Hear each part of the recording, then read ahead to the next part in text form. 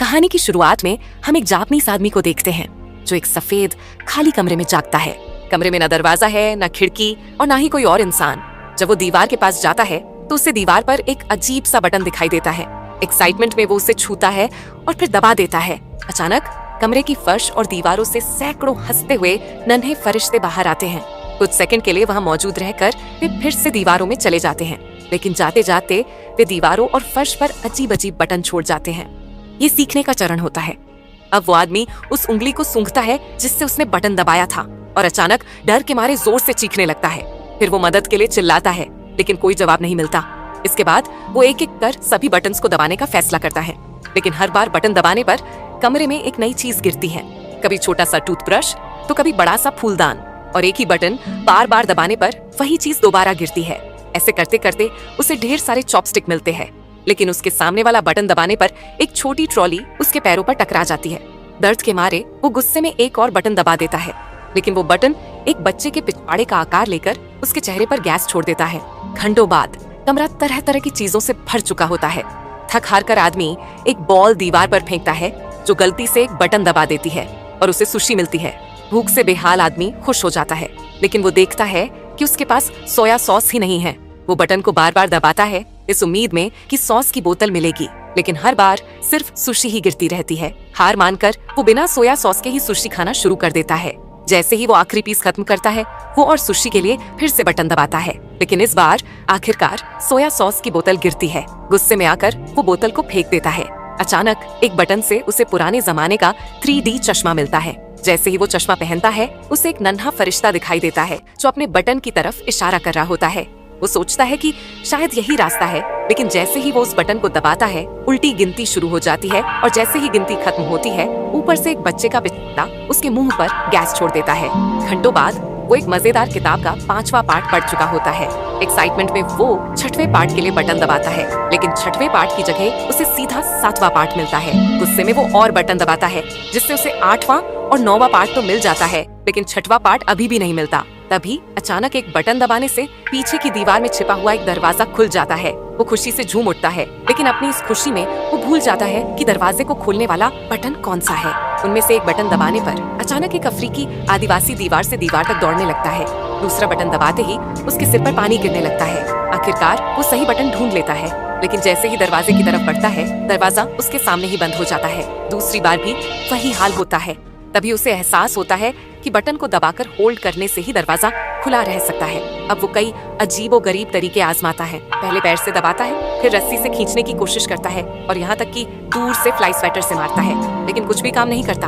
आखिरकार वो एक फूलदान उठाकर बटन के ऊपर रख देता है, लेकिन बटन फिर भी ऊपर उठ जाता है। फिर वो सोचता है कि फूलदान को भारी बनाना पड़ेगा। सबसे पहले वो फूलदान के अंदर पानी भरने की कोशिश करता है, लेकिन कोई फायदा नहीं होता क्योंकि पानी सिर्फ उसके ऊपर ही गिर रहा था। अब वो फूलदान के अंदर ढेर सारी सुशी भरने लगता है, जिससे फूलदान इतना भारी हो जाता है कि वो उसे उठा ही नहीं पा रहा था। फूलदान का मुंह छोटा होने की वजह से वो चॉपस्टिक की मदद से एक एक करके सुशी निकालने लगता है। जैसे ही कुछ सुशी बाहर आती है, वो मुश्किल से फूलदान को उठाकर बटन के पास ले जाता है, लेकिन वहां जाकर उसे एहसास होता है कि वो फिर से बटन भूल गया है। घबराते हुए वो एक बटन दबाता है और दीवार से वही आदिवासी फिर निकल आता है। आदिवासी फूलदान से टकराता है और उसे 2 हिस्सों में तोड़ देता है। आदमी गुस्से में बड़बड़ाता है और फिर सही बटन को ढूंढ लेता है। अब वो उस बटन को सुशी से ढकने की कोशिश करता है, लेकिन बटन वापस ऊपर उठ जाता है। फिर वो टेप की मदद से उसे दबाने की कोशिश करता है, लेकिन ये भी काम नहीं आता। अब कुछ पेन किलर की वजह से वो अच्छे से सोकर उठता है। उठने के बाद उसे ब्रश करने की जरूरत महसूस होती है, इसीलिए वो पानी गिराने के लिए एक बटन को दबाता है। हालांकि वो गलत बटन होता है, लेकिन उस बटन की वजह से एक लंबी रस्सी ऊपर से गिरती है, जिससे आदमी का मूड तुरंत ठीक हो जाता है, क्योंकि उसे दरवाजे तक पहुंचने का आइडिया आ गया था। अब वो बटन दबाता है और रस्सी पर झूलते हुए उस दरवाजे के पास टाइम रहते पहुंच जाता है, लेकिन अंदर जाते ही वहां पर एक और दरवाजा होता है। वो उसे खोलने की कोशिश करता है, पर दरवाजा लॉक होता है। अब वो पहला दरवाजा बंद होने से पहले रूम में वापस तो आ जाता है, लेकिन दरवाजा उसके पीठ पर लग जाता है। गुस्से में वो दीवार पर एक बटन पर जोर से लात मारता है, जिससे रूम के बीचों बीच एक चाबी हवा में तैरने लगती है। वो तुरंत समझ जाता है कि ये चाबी दूसरे वाले दरवाजे की है, लेकिन दरवाजे की तरह ही कुछ देर बाद ये चाबी भी गायब हो जाती है। इसीलिए अब इस आदमी को चाबी के साथ साथ दरवाजे को भी खुला रखने का तरीका ढूंढना होगा, मगर सबसे पहले उसे फिर से उस बटन को ढूंढना होगा जिससे चाबी आती है, क्योंकि वो उस बटन को भूल गया था। वो दीवार पर एक रैंडम बटन को दबाता है और अचानक वहाँ से एक कुत्ता निकलकर उस पर भौंकने लगता है। दूसरी बार भी वही होता है, लेकिन तीसरी बार उसे आखिरकार सही बटन मिल जाता है। इसके बाद वो बटन को देखते देखते पीछे की ओर जाता है और वहाँ रखी सुशी लेकर फिर से उस बटन के पास आता है और सुशी को उस बटन के ऊपर रख देता है। लेकिन जैसे ही बटन दबता है, फिर से वही कुत्ता बाहर आ जाता है।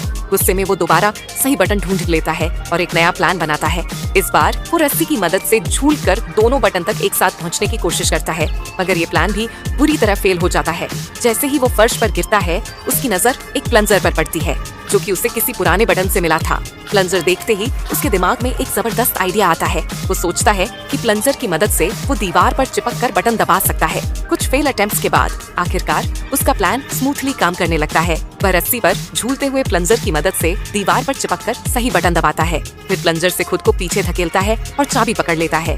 इसके बाद वो दरवाजे के बटन को दबाकर झूलते हुए दरवाजा बंद होने से पहले अंदर दाखिल हो जाता है। लेकिन तभी उसे एक और झटका लगता है। दरवाजे के ठीक ऊपर की तरफ एक और लॉक होता है, जिसे खोलने के लिए 3 नंबरों का पासकोड चाहिए होता है। वो हड़बड़ाहट में कमरे के अंदर वापस आ जाता है, लेकिन इस बार भी दरवाजा उसके पीठ पर लग जाता है। गुस्से में वो प्लंजर उठाकर सामने की दीवार पर जोर से फेंक देता है। जैसे ही प्लंजर दीवार से टकराता है, एक बटन दब जाता है और वही आदिवासी फिर से वहाँ प्रकट हो जाता है। लेकिन जैसे ही वो आदिवासी उसके सामने से गुजरता है, उसे उसके माथे पर 3 नंबर लिखे हुए नजर आते हैं। वो तुरंत समझ जाता है कि ये तीनों नंबर दरवाजे के ऊपर वाले लॉक का पासवर्ड हो सकते हैं। लेकिन दिक्कत ये थी कि दीवार